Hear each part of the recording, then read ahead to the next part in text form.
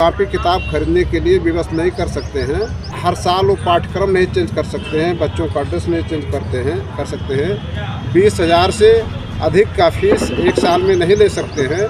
लेकिन विद्यालयों में प्रश्न व्याप्त है। जब हमने पर्चे का वितरण किया, उसमें अध्यादेश में है कि जांच होगा, जो विद्यालय दोषी पाए जाएंगे उनको 1 लाख का जुर्माना, और दोबारा पाए जाएंगे तो 5 लाख का जुर्माना, तिबारा पाए जाएंगे दोषी तो रजिस्ट्रेशन निरस्त होगा।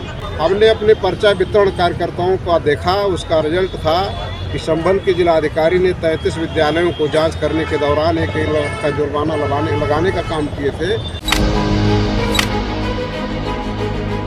और छत्रपति शिवाजी महाराज ऐसे वीर योद्धा थे जिन्होंने नाबालिग अवस्था में संघर्ष की शुरुआत की। उनका जन्म तो महाराष्ट्र प्रांत में हुआ था, लेकिन वो देश के कई प्रदेशों में अपने राज्य का विस्तार किए, दर्जनों किलों को जीतने और बनाने का काम किए।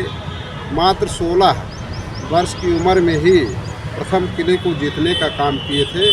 तो ऐसे महापुरुष के संघर्षों से हम लोग समाज को प्रेरणा देना चाहते हैं, उनसे प्रेरणा लेना चाहते हैं, लोगों को जागरूक करना चाहते हैं। वर्तमान समय में भी जो परिवेश चल रहा है, ऐसे स्थिति में लोगों को जागरूक करना चाहते हैं। समाज शिक्षा का ऋण हुआ करता है और पूरे देश में ही नहीं, विभिन्न प्रदेशों में ही नहीं, जिलों में तमाम तरह के पाठ्यक्रम चलाए जा रहे हैं। तो ऐसी स्थिति में पूरे देश को एक सूत्र में बांधने का मूल उद्देश्य हम लोगों को समझ में आता है कि जब तक समान शिक्षा नहीं लागू होगी, तब तक पूरे देश में समान योग्यता नहीं बढ़ेगी, हर वर्ग के लोगों को आगे बढ़ने का मौका नहीं मिलेगा। इसलिए इस बैनर तले वन नेशन वन एजुकेशन का आंदोलन चलाया जा रहा है और कई जिलों में, देश के अन्य प्रदेशों में भी हमारे पदाधिकारी राष्ट्रपति के नाम से खुला पत्र वितरण करने का काम कर रहे हैं। सर, अपना परिचय दीजिए। आज यहाँ कहाँ से लोग आए हैं? लखनऊ के लोग हैं या बाहर से? लखनऊ से भी आए हैं, बिहार से भी आए हैं। तो हमारा नाम बौद्ध अरविंद सिंह पटेल है और इस संगठन का हमको लोगों ने राष्ट्रीय अध्यक्ष बनाने का काम किया था। तो इस उद्देश्य से हम लोग काम कर रहे हैं। क्या इस पे आप हस्ताक्षर अभियान भी चला रहे हैं? अभी तो पर्चा वितरण का ही काम चल रहा है। एक चक्र जब इसका पूरा हो जाएगा, कब तक?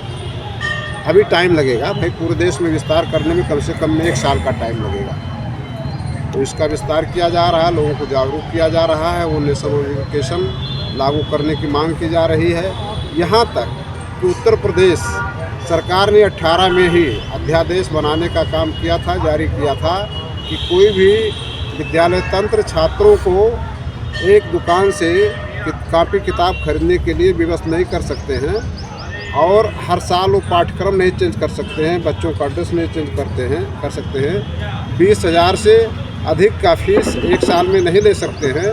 लेकिन विद्यालयों में प्रश्न व्याप्त है। जब हमने पर्चे का वितरण किया, उसमें अध्यादेश में है कि जांच होगा, जो विद्यालय दोषी पाए जाएंगे उनको 1 लाख का जुर्माना, और दोबारा पाए जाएंगे तो 5 लाख का जुर्माना, तिबारा पाए जाएंगे दोषी तो रजिस्ट्रेशन निरस्त होगा। तो ऐसी स्थिति में हमने अपने पर्चा वितरण कार्यकर्ताओं का देखा, उसका रिजल्ट था कि संभल के जिलाधिकारी ने 33 विद्यालयों को जांच करने के दौरान 1 लाख का जुर्माना लगाने का काम किए थे।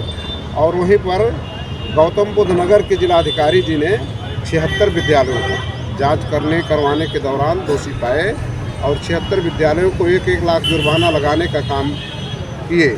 तो हम अपने, चाहे उत्तर प्रदेश की सरकार हो चाहे भारत की सरकार हो, हम मांग करते हैं, चूँकि उत्तर प्रदेश सरकार ने अध्यादेश जारी किया है तो वो प्रभावी ढंग से लागू हो, जिससे आने वाले सत्र में छात्रों का उत्पीड़न ना हो। और इसी तरीके से दूसरे प्रदेश की भी सरकारें अध्यादेश बनाने का काम करें, जिससे छात्रों का उत्पीड़न ना हो और हम पूरे देश में समान शिक्षा नीति लागू करते हैं। मांग करते हैं कि एक ही तरीके से पाठ्यक्रम पढ़ाए जाएँ।